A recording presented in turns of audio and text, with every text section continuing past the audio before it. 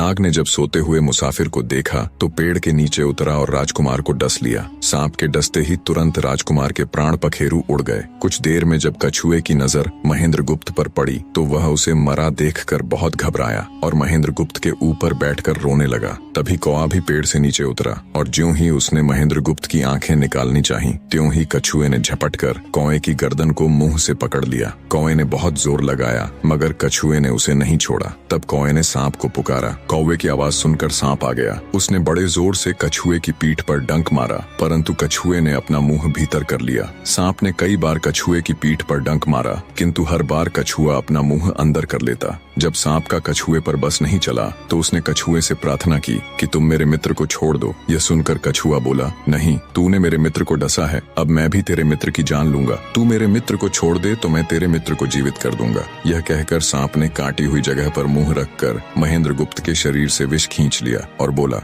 अब तो मेरे मित्र को छोड़ दे। कछुए ने जब राजकुमार को देखा कि उसे थोड़ा होश आ रहा है और उसका जहर उतर रहा है तो उसने कौए को छोड़ दिया। जब महेंद्र गुप्त को होश आया तब कछुए ने उसे सांप के डसने का सारा हाल सुनाया। कछुए की बात सुनकर तुरंत महेंद्र गुप्त के मन में साधु की बताई पहली बात खटकी। सोचा, साधु की एक बात तो काम आई कि एक से भले दो होते हैं। मन ही मन उसने साधु को धन्यवाद दिया और आगे बढ़ चला। चलते चलते कुछ दिनों के बाद जब वे समुद्र के किनारे जा पहुंचे तब कछुए के बच्चे ने कहा, मित्र, मेरा देश आ गया है। यदि तुम कहो तो मैं अपने माता पिता से मिलाऊं। उनसे बिछड़े बहुत दिन हो गए हैं, वे बहुत दुखी होंगे। महेंद्र गुप्त ने उसे जाने की आज्ञा दे दी और स्वयं रात को वहीं समुद्र के किनारे उस जंगल में ठहर गया। जिस जंगल में राजकुमार ठहरा हुआ था उसी जंगल में वहाँ से कुछ दूर ही एक ठग का परिवार रहता था। ठग के 2 लड़कियां और 4 बेटे थे। उसकी बड़ी बेटी ज्योतिष विद्या जानती थी। जब भी कोई राहगीर, कोई यात्री उस जंगल से गुजरता और उसके पास कुछ कीमती होता तो ठग की बड़ी बेटी अपनी विद्या से जान लेती थी। आज फिर से उसे बहुत दिनों बाद बहुत से खजाने की महक आई। उसने अपने पिता से कहा, ऐसा प्रतीत होता है कि इस जंगल में एक पथिक आया हुआ है। उस पथिक के पास 4 लाल हैं। यदि तुम लोग उस पथिक को यहाँ ले आओ तो उससे लाल लेना मेरा काम है। यदि वे लाल हमको मिल जाएं तो हम जन्म भर के लिए निहाल हो जाएंगे, परंतु उस पथिक को मारना मत, उसे जीवित ही पकड़ लाओ। ठग अपने बेटों के साथ तुरंत उसकी तलाश में निकल पड़ा। वे थोड़ी ही दूर चले होंगे कि उन्होंने देखा एक आदमी एक पेड़ के नीचे सो रहा है। उसे देखकर उन्होंने सोचा कि यह वही पथिक हो सकता है जिसके पास लाल हैं। वे उसे पकड़कर ले गए और अपनी बड़ी बेटी के हवाले करके बोले, इससे लाल निकलवाना अब तेरा काम है। ठग की बड़ी बेटी ने पूरे आश्वासन के साथ कहा, तुम लोग चिंता मत करो, मैं इससे लाल निकलवा लूंगी।